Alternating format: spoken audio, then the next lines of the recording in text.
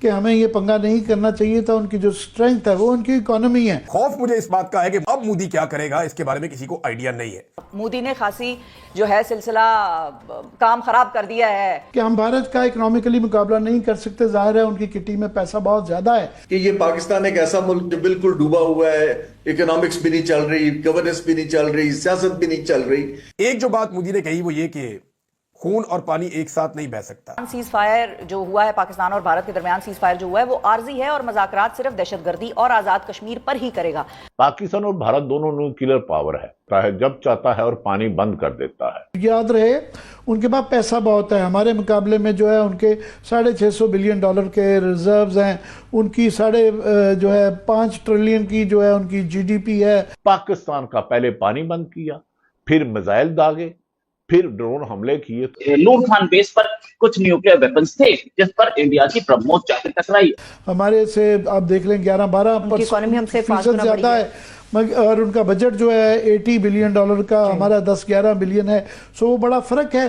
भारत की फौज की तादाद पाकिस्तान से 5 गुना ज्यादा है, उसके पास मिसाइल भी ज्यादा है, उसके पास असला बारूद भी ज्यादा है। और पैसा हो तो असले खरीदे जाते हैं और बेचने वाले भी वो होते हैं। पाकिस्तान का क्लेम था कि उधमपुर एयरबेस जो है उसकी रनवे जो है वो डैमेज हुई है।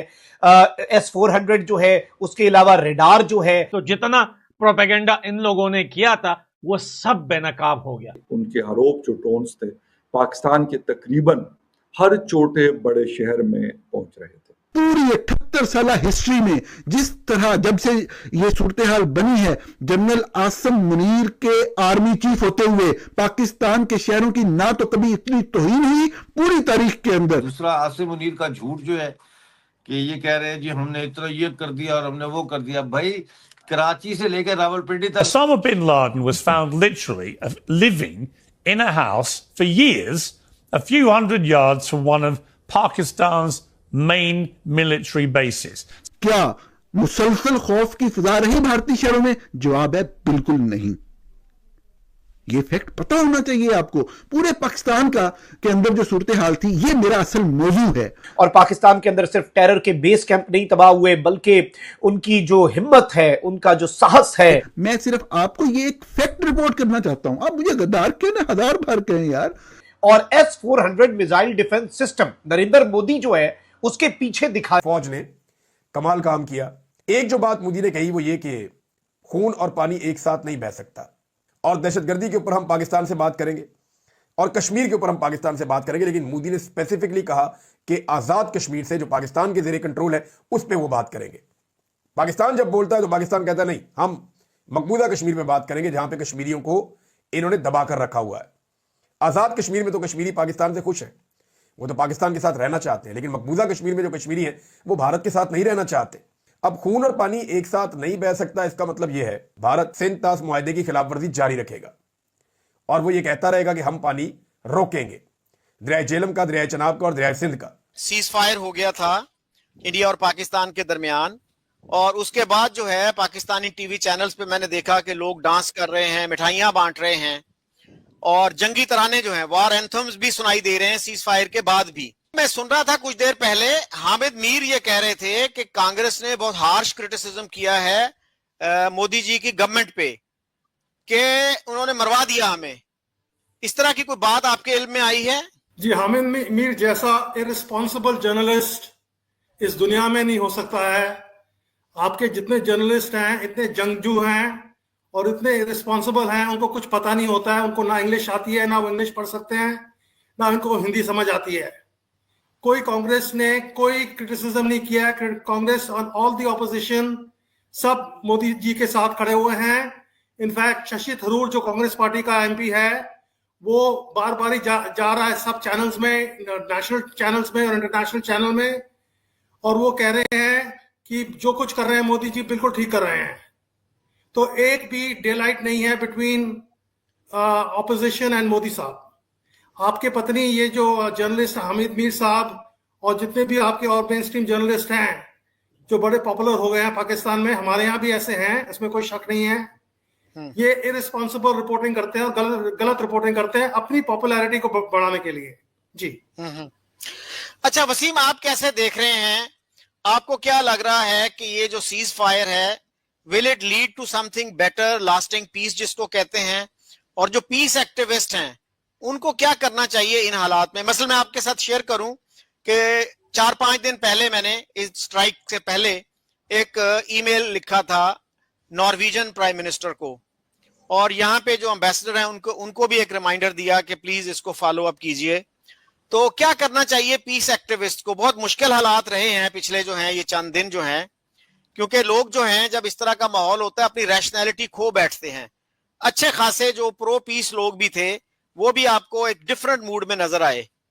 आपके क्या ऑब्जर्वेशंस हैं? बिल्कुल ऐसा ही है जी। हमारे बहुत से दोस्त जो बड़े लिबरल वैसे हमें नजर आते रहे और ह्यूमनिस्ट्स और बड़े प्रोग्रेसिव, वो तो जंगजू बन गए, वो तो वॉर मॉन्गर बन गए। उन्होंने तो नारे लगाने शुरू कर दिए और इतनी एक अजीबोगरीब सूरत हाल थी कि वो लोग जिनको हम बड़ा रैशनल समझते थे उन्होंने इंतहाई इररैशनल और इररिस्पॉन्सिबल बिहेवियर का मुजाहरा किया। और सूरत हाल इतनी गंभीर हो चुकी थी कि अगर आप पीस की बात करें और अगर आप कोई रैशनल बात करें तो आपको गद्दार ठहराया जा रहा था कि यार ये किस तरह की बातें कर रहा है, यहाँ पे ये जो फ्रेंजी है ये इसमें शामिल क्यों नहीं हुआ, ये किस तरह की बातें कर रहा है। इसकी बातें तो बिल्कुल आउट ऑफ ट्यून हैं। इस वक्त जो एक स्ट्रेन चल रही है मीडिया पे मुल्क के अंदर जो कुछ भी है, तो ये भी उसी तरह एक जिहादी बन जाए और जिहादियों की तरह नारे मारना शुरू कर दे। तो ये तो मैंने वाज़ेह तौर पे ऑब्जर्व किया और मैंने अपने ये कर दिया और हमने वो कर दिया। भाई कराची से लेकर रावलपिंडी तक मिसाइल गिरे हैं, पेशावर से लेकर बावलपुर तक मिसाइल गिरे हैं इंडिया के। तो आप कैसे कह सकते हैं कि आपने दुश्मन के दांत खट्टे कर दिए? आपके तो अपने दांत खट्टे हो गए, बल्कि खट्टे मीठे हो गए। अब उसमें पाकिस्तान का जो डिफेंस सिस्टम है वो टोटली फेल हुआ। किसको नहीं पता कि डोनाल्ड ट्रंप और सऊदी अरेबिया और यूएई के पांव किसने जाके पकड़े? मोदी जी ने नहीं पकड़े, वो तो इन्होंने पकड़े हैं। दूसरा ये है कि शुरू में जाहिर है सीज फायर हुई तो सारे लोग जो है वो एकदम से थोड़ा सा अफसुर्दा हो गए, थोड़ा गुस्से में आ गए, क्योंकि लोग ये तवक्को कर रहे थे कि जी पीओजे के भी ले लेंगे, बलूचिस्तान भी आज़ाद हो जाएगा। लेकिन आप जानती हैं कि जो एम्स और ऑब्जेक्टिव्स थे इस ऑपरेशन के, इस ऑपरेशन सिंदूर के, वो पीओजे के या गिलगित बल्तिस्तान को वापस लेना या वो बलूचिस्तान को आज़ाद कराना नहीं था, वो टेररिस्ट हब्स को तबाह करना था। लेकिन फिर ये सवाल भी पैदा होता है कि पाकिस्तान का टेररिज्म का सबसे बड़ा हब तो रावलपिंडी में GHQ है, वहां भी एक फेंक देते मिसाइल। बहरहाल चलें देखते क्या होता है। जी नमस्कार दोस्तों, जय हिंद। दोस्तों, पाकिस्तान जो प्रोपेगेंडा फैला रहा था कि हमारी आर्मी ने इंडिया के ड्रोन, इंडिया की मिसाइल और इंडिया के राफेल को मार गिराया है, तो आज नरेंद्र मोदी ने सबके सामने कह दिया है। फोटो निकलवा के S-400 एयर सिस्टम के सामने तो पाकिस्तान के मुंह पर एक तमाचा लग गया है। दोस्तों, मोदी जी ने दो टूक बात कह दी है कि पाकिस्तान से बात होगी तो सिर्फ टेरर और POK पर बात होगी, ना कि कश्मीर पर। वीडियो को देख करके आपका क्या कहना है पाकिस्तानी मीडिया और पाकिस्तानी आवाम के बारे में? कृपया मुझे कमेंट सेक्शन में अपनी राय जरूर दें। और दोस्तों, वीडियो पसंद आए तो वीडियो को लाइक करें, शेयर करें और चैनल को सब्सक्राइब कर दें मुझे सपोर्ट करने के लिए। और दोस्तों, अगर चैनल पर आप पहली बार विजिट किए हैं तो आपको बता दें, इस चैनल पर पाकिस्तान से रिलेटेड कंटेंट अपडेट आते रहते हैं, तो कृपया चैनल को सब्सक्राइब कर नोटिफिकेशन को ऑन जरूर कर दें। आज के लिए इतना ही, मिलते हैं न्यू वीडियो में न्यू कंटेंट के साथ। जय हिंद।